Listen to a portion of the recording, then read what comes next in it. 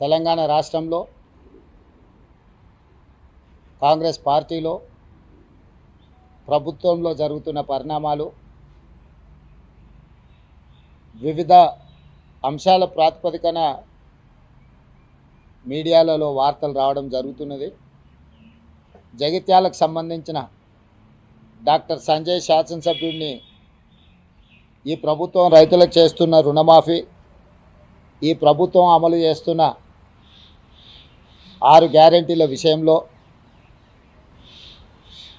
జగిత్యాల నియోజకవర్గ అభివృద్ధి కోసం వారు ప్రభుత్వానికి సహకరించి నడవాలని నిర్ణయించుకున్నారు. ఆ నిర్ణయాలలో భాగంగా 40 సంవత్సరాల నుంచి జగిత్యాల శాసనసభ నియోజకవర్గమే కాదు, కరీంనగర్ జిల్లా ఆనాడు ఉమ్మడి ఆంధ్రప్రదేశ్లో కాంగ్రెస్ పార్టీ కార్యకర్తలకు అండగా నిలబడి ఎప్పటికప్పుడు ప్రజా సమస్యలను లేవనెత్తి ప్రజల పక్షాన నిలబడి కొట్లాడిన పెద్దలు జీవన్ రెడ్డి గారు జగిత్యాల శాసనసభ నియోజకవర్గంలో ఉన్న ప్రజలు కాంగ్రెస్ పార్టీ కార్యకర్తలకు వారు అండగా ఉంటూ వచ్చిండ్రు. ఈ జరిగిన పరిణామాలు కొంతవారు మనస్తాపానికి గురి అవ్వడం, మా వైపు నుంచి కూడా సంపూర్ణంగా సమన్వయం చేయడంలో పిసిసి తరఫున కూడా తీసుకోవాల్సిన ముందస్తు జాగ్రత్తలు తీసుకోకపోవడం వల్ల కొంత గందరగోళ పరిస్థితి ఏర్పడ్డది. తక్షణమే ఈ గందరగోళ పరిస్థితిని సరిదిద్దడానికి పార్టీ నాయకత్వం, ముఖ్యంగా మిత్రుడు శ్రీధర్ బాబు గారు చొరవ చూపించి పెద్దలు జీవన్ రెడ్డి గారిని సంప్రదించి అధిష్టానానికి వివరాలు అందజేసి అప్పటికప్పుడు హుటాహుటిన ప్రభుత్వానికి, కాంగ్రెస్ పార్టీకి, కార్యకర్తలకు ఎలాంటి కష్టం, ఎలాంటి నష్టం జరగకుండా వారు ముందు నిలబడి ఎంబడే చర్యలు చేపట్టడం, అదేవిధంగా అధిష్టానం కూడా జీవన్ రెడ్డి గారి అనుభవం, జీవన్ రెడ్డి గారికి ఉన్న గౌరవం, జీవన్ రెడ్డి గారికి ఉన్న కమిట్మెంట్ తెలంగాణ ప్రజల పట్ల, కాంగ్రెస్ పార్టీ పట్ల దృష్టిలో పెట్టుకొని ఎంబడే వారిని సంప్రదించి కేసీ వేణుగోపాల్ గారు, దీపాదాస్ మున్షీ గారు స్పష్టంగా మీ యొక్క గౌరవానికి ఏమాత్రం భంగం కలగకుండా కరీంనగర్ జిల్లా జగిత్యాల శాసనసభ నియోజకవర్గంలో ఉండే ఇన్ని సంవత్సరాలు జీవన్ రెడ్డి గారికి అండగా నిలబడ్డ కార్యకర్తలకు ఎలాంటి ఇబ్బంది జరగకుండా పార్టీ చర్యలు చేపడుతుందని చెప్పి వారికి మాట ఇవ్వడం జరిగింది. పార్టీ హైకమాండ్ ఆదేశాల మేరకు ముఖ్యమంత్రిగా, కాంగ్రెస్ పార్టీ అధ్యక్షుడిగా ఆ ఆదేశాలను అమలు చేసి జీవన్ రెడ్డి గారి యొక్క గౌరవాన్ని కాపాడి ఆ ప్రాంత కాంగ్రెస్ పార్టీ కార్యకర్తలను ఆదుకోవడానికి పార్టీ ఆదేశించింది, మేము నిర్ణయించుకున్నాం. కాబట్టి యథావిధిగా మళ్ళీ జీవన్ రెడ్డి గారు రెట్టించిన ఉత్సాహంతో ఈనాడు ప్రభుత్వం అమలు చేయబోయే రైతు రుణమాఫీ కావచ్చు, ఇతర సంక్షేమ కార్యక్రమాలు కావచ్చు, రాబోయే బడ్జెట్లో ప్రభుత్వం ప్రవేశపెట్టబోతున్న బడ్జెట్కు సంబంధించిన వివరాలు కావచ్చు, వీటన్నిటిని కూడా ఉధృతంగా ప్రజలకు తీసుకెళ్లడానికి వారి అనుభవాన్ని, వారి శక్తి సామర్థ్యాలను పార్టీ వినియోగించుకుంటుంది. యథావిధిగా కొన్ని గోతికాడి నక్కలు ఏదైనా జరిగితే బాగుండు, లేకపోతే ఒంటె పెదాలకు నక్కలు ఆశపడ్డట్టు పెద్దలు జీవన్ రెడ్డి గారి చర్యల వల్ల కాంగ్రెస్ ప్రభుత్వానికి, కాంగ్రెస్ పార్టీకి నష్టం జరగాలి అని ఏవైతే గుంటనక్కలు ఎదురు చూసినాయో వాళ్ళకి పెద్దలు జీవన్ రెడ్డి గారు ఎలాంటి అవకాశం ఇవ్వలేదు. ఎందుకంటే వారి అనుభవం, కాంగ్రెస్ పార్టీ పట్ల వారికి ఉన్న కమిట్మెంట్ ఇలాంటి ఆశించే వాళ్ళకి అర్థం కాదు. కాబట్టి ఈరోజు మీడియా మిత్రుల ద్వారా తెలంగాణ ప్రజలకు, జీవన్ అనే అభిమానులకు, కాంగ్రెస్ పార్టీ కార్యకర్తలకు, ఈ ప్రభుత్వంలో, ఈ పార్టీలో వారి గౌరవానికి, వారి అనుచరులకు, వారి సహచరులకు, కాంగ్రెస్ పార్టీ కార్యకర్తలకు ఎలాంటి కష్టము నష్టం జరగకుండా పార్టీ చర్యలు చేపడుతుందని పార్టీ ఆదేశించింది, చేపట్టాలని చెప్పింది. అవి తప్పకుండా అమలు చేస్తామని చెప్పి ఈ సందర్భంగా మీ ద్వారా అందరికీ తెలియజేస్తున్నాం. పార్టీ సమయం సందర్భం వచ్చినప్పుడు వారి అనుభవాన్ని ఏ విధంగా వినియోగించుకోవాలో తప్పకుండా వారి అనుభవాన్ని పార్టీ వినియోగించుకుంటుంది. చర్చలు మీరు చేస్తున్నారు. ఇంతవరకు మంత్రివర్గం మీదనే చర్చలు జరగలేదు. మీ పార్టీకి మీరు చర్చలు చేసేసిండ్రు, శాఖలు కేటాయించిండ్రు, ప్రమాణ స్వీకారాలకు కూడా మీరు ముహూర్తాలు. అవును, దానికి ఖాళీగా లేవు. అదే కదా మీ మీ మీ తప్పుడు వార్తల వల్ల ప్రజలు గందరగోళం ఉన్నారు. విద్యాశాఖకు నేనే మంత్రిని, నేనే ఫుల్ టైం మినిస్టర్ను. నేను పార్ట్ టైమా? నేను కేసీఆర్ నా ఫామ్ హౌస్లో వండుకొని ప్రభుత్వాన్ని నడుపుతున్నానా? నేను వీడికి వచ్చిన 4 రోజుల నుంచి ఎన్ని శాఖల మంత్రులను కలిసినా ఏ శాఖ ఖాళీ లేదు. అన్ని శాఖలకు మంత్రులు ఉన్నారు. నా దగ్గర ఉన్న శాఖలకు నేను క్రియాశీలక మంత్రికి ఏమైనా పరీక్షలు నిర్వహించకుండా వదిలేసినామా? 10th క్లాస్ ఎగ్జామ్స్ నిర్వహించలేదా? ఇంటర్మీడియట్ ఎగ్జామ్స్ నిర్వహించలేదా? ఇంజనీరింగ్ ఎగ్జామ్స్ నిర్వహించలేదా? పరీక్షల ఫలితాలు విడుదల చేయలేదా? ఎక్కడైనా గతంలో జరిగినట్టు ఏమైనా లోపాలు జరిగినాయా? నీట్ కానీ డిఎస్సి నోటిఫికేషన్ కానీ ఏ పరీక్షలు ఆంధ్రప్రదేశ్లో ఇప్పటివరకు ఎంసెట్ రిజల్టులు కూడా ఇవ్వలే. మేము ఆల్రెడీ ఫలితాలు ప్రకటించేసి భవిష్యత్ కార్యాచరణ కూడా స్పష్టంగా చెప్పినాము. ఇప్పటి వరకు మీ ద్వారా సూటిగా నేను సవాల్ విసురుతున్నా. గతంలో విద్యాశాఖ మంత్రులు చేసిన పనులు, ఈ సంవత్సరం మా విద్యాశాఖ తీసుకున్న నిర్ణయాలను పోల్చి చూడండి. క్యాలెండర్ డేట్ ప్రకారం ప్రతి అంశాన్ని చాలా స్పష్టంగా నిర్దిష్టమైన ప్రణాళికతో ముందుకెళ్తున్నాము. కొంత పొలిటికల్ పార్టీ ఓన్డ్ మీడియా అంటే రాజకీయ పార్టీలు నిర్వహించే టీవీలు కానీ పేపర్లు కానీ ఆ రాజకీయ పార్టీల యొక్క ప్రయోజనాలను కాపాడడానికి శాఖలకు మంత్రులు లేరు. కేసీఆర్ 2018 గెలిచిన తర్వాత ఆయన ఒక్కడే ముఖ్యమంత్రిగా పదవి చేపట్టి కొన్ని నెలలు మంత్రులే లేరు. ఏ రోజన్నా ఏ పేపర్ అన్నా ఏ టీవీ అన్నా ఇట్లుంటుందా అని ఎవరన్నా మాట్లాడినరా? 12 మంది మేము నిరంతరము కష్టపడి వివిధ శాఖలలో సమన్వయం చేసుకొని ఎన్ని సమీక్షలు చేసిన, విద్యాశాఖ మీద నేను ఎన్ని సమీక్షలు చేసిన, ఎన్ని రిజల్ట్స్ రిలీజ్ చేసిన. సో ఊరికే ఏదో ఒకటి అనేసి ఈ ప్రభుత్వం మీద బురద జల్లాలన్న ఆలోచన రాజకీయ పార్టీలకు సంబంధించిన మీడియా వాళ్ళు ప్రయత్నం చేస్తే తప్పులేదు. మిగతా మీడియా సంస్థలు కూడా అందులో పడి కొట్టుకుపోవడం సమంజసం కాదు. ఏ ఒక్క శాఖ ఖాళీగా లేదు. అన్ని శాఖలకు సమర్థమైన మంత్రులు ఉన్నారు. సమర్థవంతంగా నిర్ణయాలు తీసుకుంటున్నాం. ఏ కార్యాచరణ కూడా వాయిదా పడలేదు. ఈరోజు మీరు ఆంధ్రప్రదేశ్తో పోలుస్తారా, కర్ణాటకతో పోలుస్తారా, ఇంకా ఏ రాష్ట్రంతో పోలుస్తారో మన రాష్ట్రంలో నిర్వహిస్తున్న శాఖలు, ఇతర రాష్ట్రాలలో నిర్వహిస్తున్న శాఖలు, మంత్రులను పోల్చి చూసి అప్పుడు మీరు చెప్పండి, ఎస్ ఈ రాష్ట్రంలో మీకంటే ముందున్నారు, మీకంటే బాగా వ్యవహరిస్తున్నారు.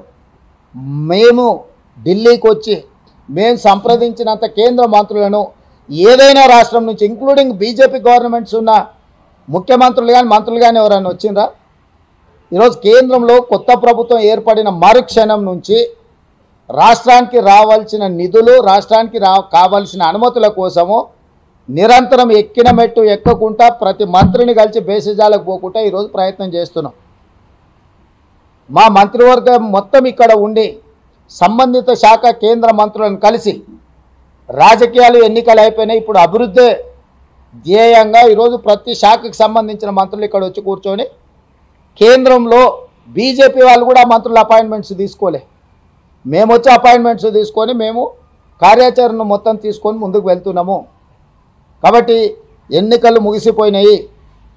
రాష్ట్రం యొక్క అభివృద్ధి, రాష్ట్రంలో మేము ఇచ్చిన 6 గ్యారంటీల సంక్షేమ పథకాలను అమలు చేయడమే మా ధ్యేయము.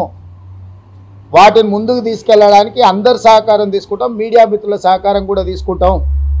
ఇప్పుడు 31,000 కోట్ల రూపాయలు దాదాపుగా ఏకకాలంలో రైతు రుణమాఫీ చేయడానికి మేము నిర్ణయం తీసుకున్నాము.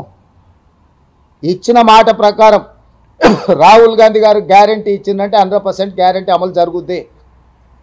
ఆనాడు 2004లో సోనియా గాంధీ గారు కరీంనగర్లో తెలంగాణ ఇస్తాన్న గ్యారంటీ ఇచ్చింది. ఎన్ని ఒడిదుడుకులు ఎదుర్కొన్నా సోనియా గాంధీ గారు తెలంగాణ ఇచ్చిండ్రు. మే 6, 2022 రాహుల్ గాంధీ గారు రైతు రుణమాఫీ చేస్తాన్న గ్యారంటీ వరంగల్లో ఇచ్చిండు రైతు డిక్లరేషన్లో. ఈ గ్యారంటీలను అమలు చేయడానికి మేము అహర్నిశలు కష్టపడుతున్నాము, పరిపాలన దారిలో పెట్టినాము. ఎక్కడ ఎలాంటి గందరగోళ పరిస్థితులు లేవు. మా ప్రభుత్వం వచ్చినాక క్రిస్మస్ వచ్చింది, బక్రీద్ వచ్చింది, శ్రీరామనవమి వచ్చింది, హనుమాన్ జయంతి వచ్చింది. ఇతర పండుగలు వచ్చినాయి. చిన్న సంఘటన జరగకుండా, శాంతి భద్రతలకు ఎక్కడ విఘాతం కలగకుండా ప్రతి నిమిషం మేము పర్యవేక్షించుకుంటూ ఈ అన్నిటిని కూడా నిర్వహించినాము.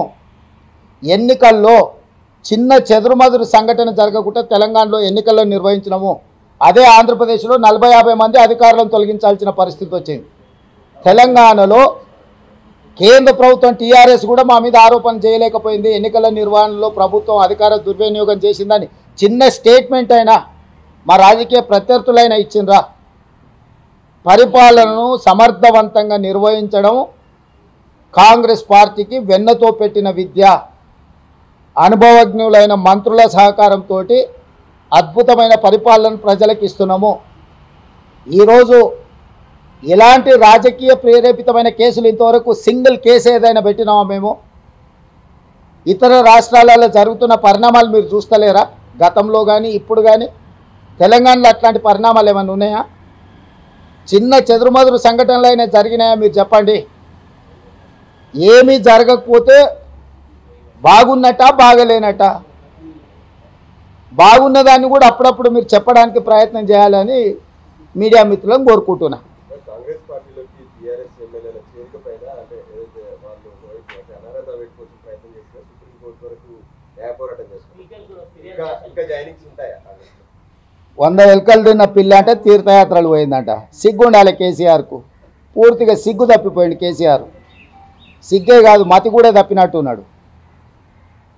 దీనికి ఎవరా ఇట్లాంటి పునాదులు వేసింది? ఎవరు? మేమా?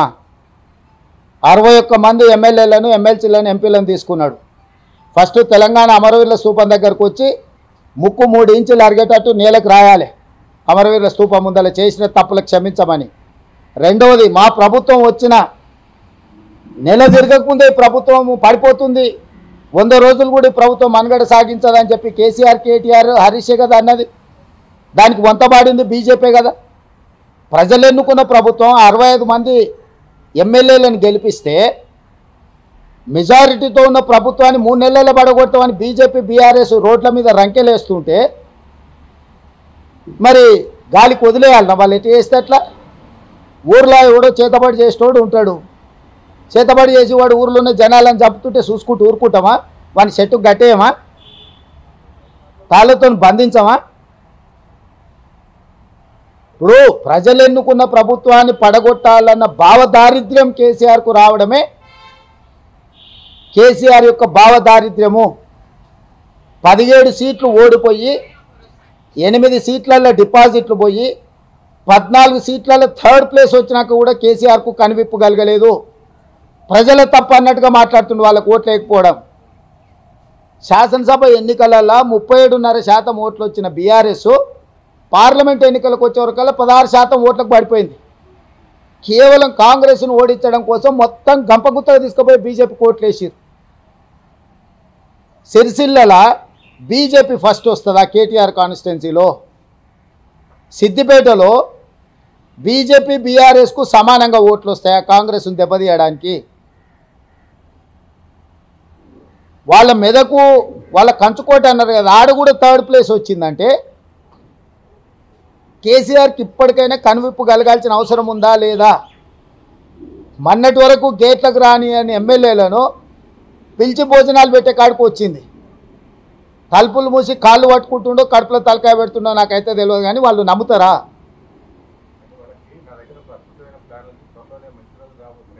గదే ఇది పోయి మోడీ కాళ్ళు పట్టుకుంటాం, కడుపులో జోరుతాం, కాళ్ళ సందులో దూరుతాం, ఈ ప్రభుత్వాన్ని పడగొడతాం. ఇదే కదా, ఈ పనికిమాలిన ఆలోచనలే కదా. ప్రతిపక్ష నాయకుడికి అసెంబ్లీకి రమ్మంటే రాడు, రాష్ట్ర అవతరణ దినోత్సవాలకు ఆహ్వానిస్తే రాడు, రాష్ట్ర అవతరణ దినోత్సవాలలో ప్రతిపక్ష నాయకుడు మాట్లాడడానికి మైక్ ఇవ్వాలంట. సిగ్గునాదా? ఎక్కడన్నా భారతదేశంలో ఎక్కడైనా ఈ సాంప్రదాయం ఉందా? కనీసం రాష్ట్ర అవతరణ దినోత్సవాలకు 10 ఏళ్ళు మమ్మల్ని ఎప్పుడన్నా పిలువనైనా పిలిచిండా? మేము ప్రత్యేకంగా ప్రభుత్వం తరఫున 10 ఏళ్ళు ముఖ్యమంత్రిగా పనిచేసిండు. ఈరోజు ప్రధాన ప్రతిపక్ష నాయకుడు సముచితమైన గౌరవం ఇద్దామని చెప్పి ప్రభుత్వం నుంచి అధికారికంగా మేము ఆహ్వాన పత్రిక పంపించినాం. ఏమాత్రం తెలంగాణ ఉద్యమ సోయి కేసీఆర్ గారికి ఉండి ఉంటే వారు అక్కడికి వచ్చి హుందాగా కూర్చొని 10 సంవత్సరాలు పూర్తి చేసుకుంటున్న తెలంగాణ సంబరాలలో పాల్గొని ఉండేవాడు. తెలంగాణ సంబరాలలో పాల్గొననోడు, ప్రజలు ఎన్నుకున్న తెలంగాణ ప్రభుత్వాన్ని కూలదోయాలనుకునేటోడు ఏ రకంగా ఆయన తెలంగాణ బాగా కోరుకుంటుండు అంటే స్వార్థము, దోపిడి, కుటుంబానికి అన్నీ ఉండాలన్న కోరిక, ఇవన్నీ ఎల్లకాలము వాళ్ళని బతికించవు.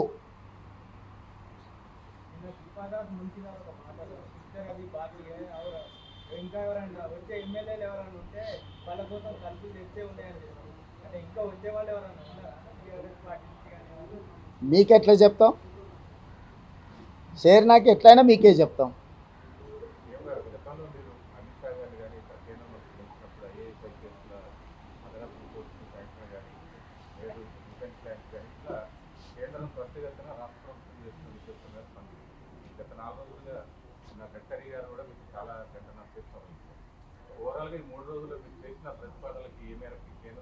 డెఫినెట్గా పాజిటివ్గా ఉంటుందని. ఇప్పుడు మీకు మన కంటోన్మెంట్ ఏరియాలో మనకి ఎలివేటెడ్ కారిడార్స్ ఉన్నాయి, అంటే రోడ్లు 25 ఏళ్ళ నుంచి పెండింగ్ ఉండే. మేము వచ్చినెంబడే రాజ్నాథ్ సింగ్ గారిని కలిసి అనుమతి తీసుకున్నాం కదా. చాలా వరకు కేంద్ర ప్రభుత్వం నుంచి రావాల్సిన నిధులు విడుదల చేయించుకున్నాం కదా. ఇప్పుడు కొత్త ప్రభుత్వం వచ్చింది, బడ్జెట్ పెట్టబోతున్నారు, ఫుల్ ఫ్లెడ్జ్డ్ బడ్జెట్లో రాష్ట్రానికి కేటాయించాల్సిన నిధులకు సంబంధించి ఎందుకు ఇంత హడావిడిగా మేము వచ్చినాం? ఈరోజు తెలంగాణ రాష్ట్రం నుంచి అన్ని శాఖలకు సంబంధించిన మంత్రులం ఢిల్లీకి వచ్చినామంటే తొందరలో కేంద్ర ప్రభుత్వము బడ్జెట్ పెట్టబోతుంది. మనం ప్రతిపాదనలు ఇస్తే మనకు నిధుల కేటాయింపు కోసం బడ్జెట్లో నిధులు కేటాయించే అవకాశం ఉంటుంది. కాబట్టి అందరు కేంద్ర మంత్రులను కలిసి విజ్ఞాపన పత్రాలు ఇచ్చినాం. తొందరలోనే ప్రధానమంత్రి గారిని, హోంమంత్రి గారిని కూడా కలుస్తాం. రాష్ట్రం యొక్క హక్కులను కాపాడడానికి కేంద్ర రాష్ట్ర ప్రభుత్వాల మధ్యలో ఒక సత్సంబంధాలను కొనసాగించాలని మా ప్రభుత్వం అనుకుంటుంది. రాజకీయాలు, ఎన్నికలు వచ్చినప్పుడు కాంగ్రెస్ పక్షాన్ని ఎట్లా కొట్లాడాలో ఆ విధంగా కొట్లాడతాం. మన ఎన్నికలలో చూసింది కదా. సో ఇప్పుడు పరిపాలన చేసే సమయం. అందుకే ఈరోజు మేము రేపు బడ్జెట్లో మన రాష్ట్రానికి అత్యధికంగా నిధులు ఇవ్వాలనే ప్రతిపాదన తీసుకొచ్చి ఈరోజు ఆ ప్రయత్నం చేస్తున్నాము.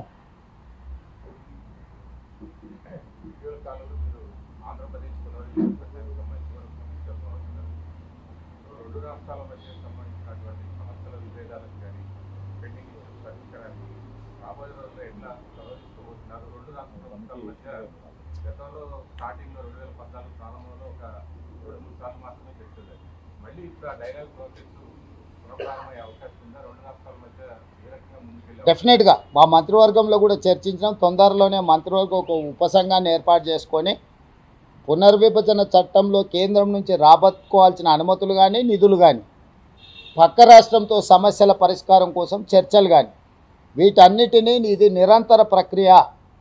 మా ప్రభుత్వానికి ఎలాంటి భేషజాలు లేవు. నాడు జగన్మోహన్ రెడ్డి గారు ముఖ్యమంత్రి ఉన్నప్పుడు ఆంధ్రప్రదేశ్ భవన్ సమస్యను పరిష్కరించుకున్న మేము వస్తానే. నేడు చంద్రబాబు నాయుడు గారు ఉన్న వారు పక్క రాష్ట్ర ముఖ్యమంత్రి, వీలైనంత మేరకు సానుకూలంగా ఉన్న సమస్యలు పరిష్కరించుకుంటాం. ఇంకేమైనా మిగిలితే అప్పిలేట్ అథారిటీ గవర్నమెంట్ ఆఫ్ ఇండియాలో కూడా పరిష్కారం కాకపోతే కోర్టులు ఉండనే ఉన్నాయి. సో వివిధ వేదికలను ఇరు రాష్ట్రాల సమస్యల్ని పరిష్కరించడానికి పక్క రాష్ట్రం అభివృద్ధి చెందితే మేము అసూయ పడేది లేదు. మా రాష్ట్ర అభివృద్ధి కోసం మేము అలసత్వం ప్రదర్శించేది లేదు. మా రాష్ట్రం యొక్క అభివృద్ధి కోసం